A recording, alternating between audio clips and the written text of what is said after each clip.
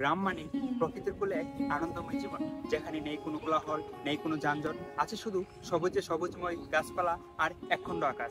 আজকে আমি আপনাদের সামনে তুলে ধরবো আমার প্রিয় গ্রাম লালপুরকে। আমাদের গ্রামের জীবিকার সবচেয়ে বড় উৎস হচ্ছে আমাদের কৃষকগুলা। তারা খুব ভোরে ঘুম থেকে ওঠে এবং লাঙ্গল নিয়ে মাঠে চলে যায় এবং তারা অক্লান্ত পরিশ্রম করে এবং তারা খুবই অতিথিপ্রিয়তা। মুহূর্তে আমি আছি লালপুরের সবচেয়ে ঐতিহ্যবাহী একটি জায়গা, লালপুর বাইক আখড়া। যে আখড়াটির এই বিল্ডিংটা তৈরি করা হয়েছিল প্রায় শত শত বছর আগে, যার তথ্য এখনো অজানা। কিন্তু প্রাচীনকালে বলা যায় যে এইখানে নাকি রাজারা নাকি বসবাস করতো।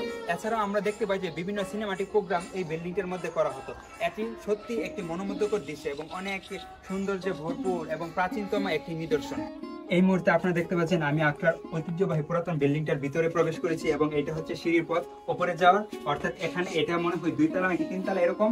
তো আমরা এখন নিচতলা থেকে উপরে তলা হচ্ছে। আপনারা দেখতে পাচ্ছেন যে অনেক পুরাতন, প্রায় মোটামুটি বিল্ডিংটার কারুকার্যকলাপ এখনো মোটামুটি ততটা ডেভেলপ নয়, বাট এটা যেহেতু পুরাতন আপনাদেরকে আমি ভিতরে প্রবেশ করছি। যারা এখনো এটার ভিতরে প্রবেশ করেন, যারা লালপুরে আছেন তারা দেখতে পারেন, যারা এখানে ভিতরে প্রবেশ করেন নাই।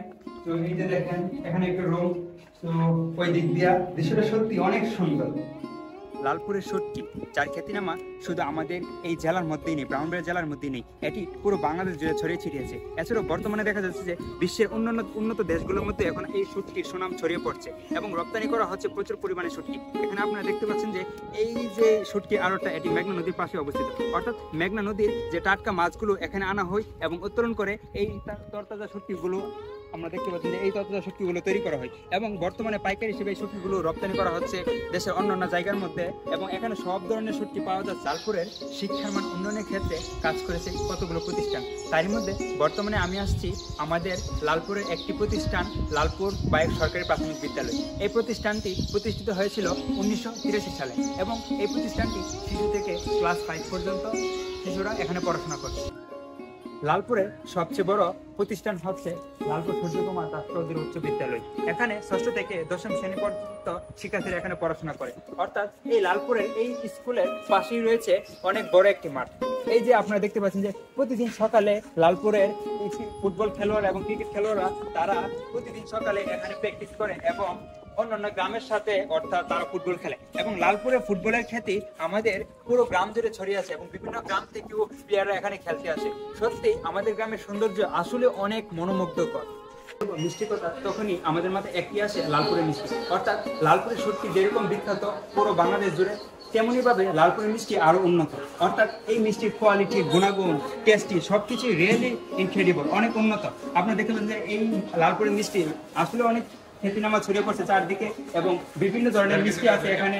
মিষ্টি, রসমালাই, ছানামুখী, আপনারা যে কোনো ধরনের জিনিস পাবেন, টাটকা পাবেন, সাথে সাথে তারা তৈরি করে এবং সাথে সাথে তারা উৎপাদন করে। এছাড়াও বিভিন্ন ধরনের এই যে অ্যাকুরেট, পিওর দই, দই এখানে আছে, আপনারা এগুলো পাবেন। সত্যি এই 4-5টা পরিবেশটা অনেক উন্নত এবং সবকিছু দেখতে আসলে অনেক ভালো লাগে। লালপুরের মাছ বাজারে, অর্থাৎ লালপুরের মাছগুলো আসে আমাদের এই মেঘনা নদীর পাশ থেকে, অর্থাৎ মেঘনা নদীর থেকে তরতাজা মাছগুলো এখানে আসে এবং তারা বিক্রি করে এবং আমরা যে এই যারা গ্রহণ করি, অর্থাৎ আমরা এই মাছগুলো এখান থেকে কিনে থাকি, অর্থাৎ তরতাজা মাছগুলো আমরা এখান থেকে নিয়ে থাকি।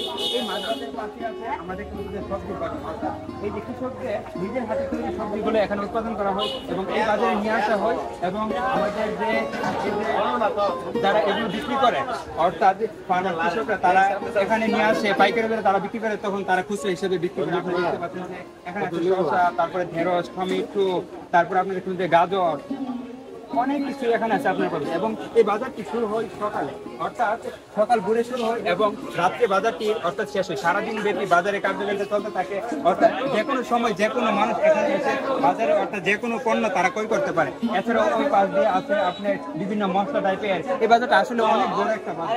আছি লালপুর লঞ্চঘাটের মধ্যে, অর্থাৎ যেটি মেঘনা নদীর পাশে অবস্থিত এবং এই লঞ্চঘাট দিয়ে আমরা দেখতে পাই যে অনেক ধরনের মানুষ, অর্থাৎ লালপুর টু ভৈরব, লালপুর টু আশুগঞ্জ, এছাড়াও ওই সাইড দিয়ে তারপরে লালপুর টু নবীনগর আমরা সহজেই যেতে পারি। কিন্তু বর্তমানে আমরা দেখতে পাচ্ছি যে বিভিন্ন উন্নত রাস্তাঘাট তৈরি করার ক্ষেত্রে এই লঞ্চঘাটটি কম পরিমাণে ব্যবহার করা হচ্ছে।